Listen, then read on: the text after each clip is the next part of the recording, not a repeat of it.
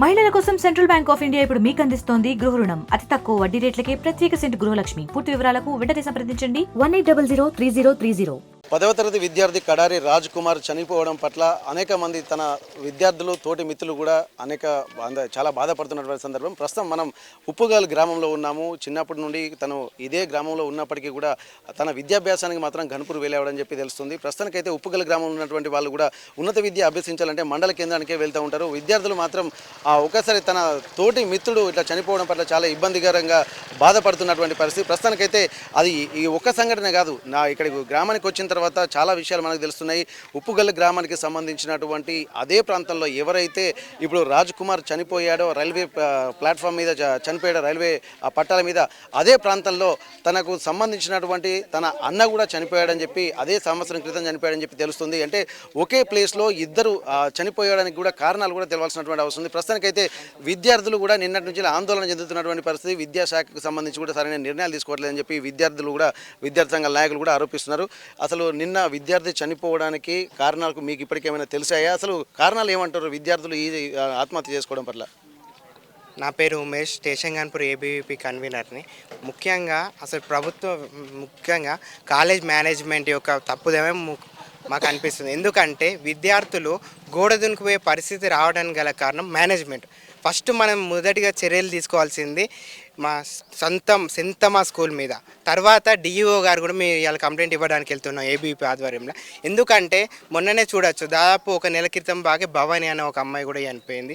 విద్యార్థులు కనీసం మైనర్లు 18 సంవత్సరాలు నిండని పిల్లలు దాదాపు నెలకు 2-3 చనిపోతున్నారు తెలంగాణ వ్యాప్తంగా. దీని మీద ప్రభుత్వం ఇప్పటికైనా చర్యలు తీసుకోవాలి. ఎందుకంటే దాదాపు సంవత్సరం అవుతుంది కాంగ్రెస్ పార్టీ ప్రభుత్వం వచ్చి, ఇప్పటికీ కనీసం విద్యాశాఖకు మంత్రి లేడు. దీని ఎంత పెద్ద లోపం ఇది. విద్యార్థులు చనిపోతున్నారు, ఒక కమిటీ వేద్దాం, ఒక విచారణ చేపిద్దాం అని బాధ్యత ఈ ప్రభుత్వానికి ఎందుకు లేదని నేను అడుగుతున్నాను ఇప్పటికైనా. ఎందుకంటే ఒక అభంశుభం తెలియని పిల్లలు, 15-16 సంవత్సరాలు లేని వ్యక్తి రైలు పట్టాల మీద ఆత్మహత్య చేసుకోవడానికి గల కారణం ఏంటిది? మానసిక ఒత్తిడా, లేకపోతే కాలేజ్ మేనేజ్మెంటా, స్కూల్ మేనేజ్మెంటా, లేకపోతే ఇంకేమన్నా సమస్యనా?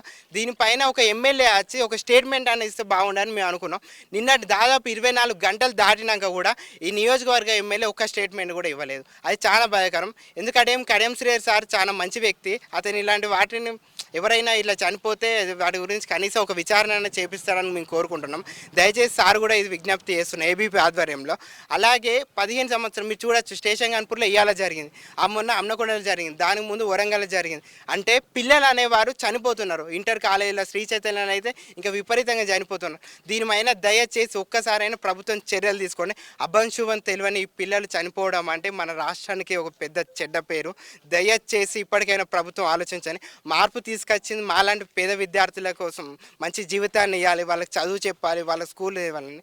అలాంటిది మీరు ఇలాంటి పనులు చేయకుండా మీరు ఈ ప్రభుత్వం కూడా కనీసం పార్టీల నాయకులను, ఎమ్మెల్యేలను పార్టీలో చేర్చుకోవడం, లేకపోతే 2 ఎమ్మెల్యే తన్నుక చావడం మాకు కావాల్సింది పేద విద్యార్థులు చదువుకోవడం, పేద విద్యార్థులకు కనీసం మౌలిక సదుపాయాలు కల్పించడం, ఇలాంటి మరణాలు ఆపడం. దయచేసి అర్థం చేసుకోవాలని మనసారా కోరుకుంటున్నాను.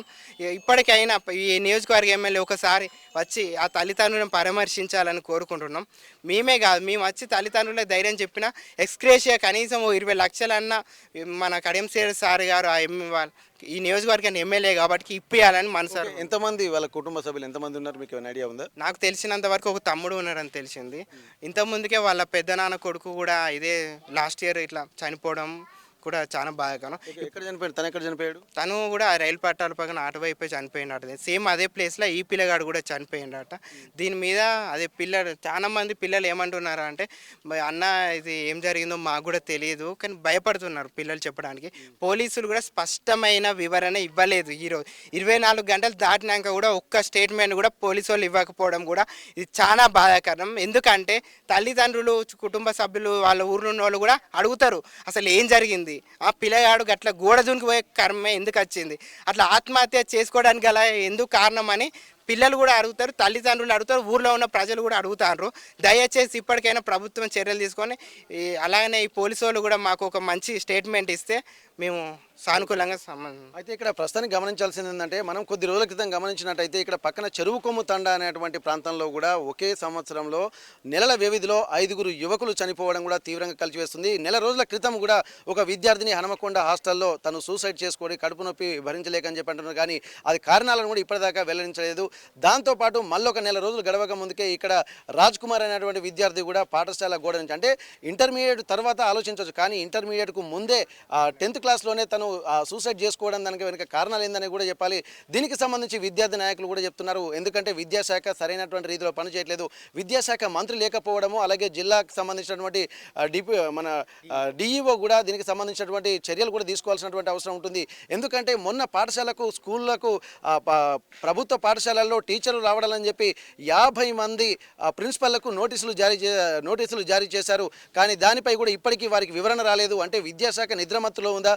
విద్య అంటే ప్రభుత్వ పాఠశాలల మీద పెట్టినటువంటి శ్రద్ధ ప్రైవేటు పాఠశాలలో ఎందుకు పెట్టడం లేదన్నది కూడా ఇక్కడ స్పష్టంగా మనం గమనించాల్సినటువంటి అవసరం ఉంటుంది. అంటే దాదాపు ఉమ్మడి వరంగల్ జిల్లా వ్యాప్తంగానే దాదాపు ఒక 10ల సంఖ్యలో విద్యార్థులు చనిపోవడాన్ని కూడా తీవ్రంగా పరిగణించాల్సింది.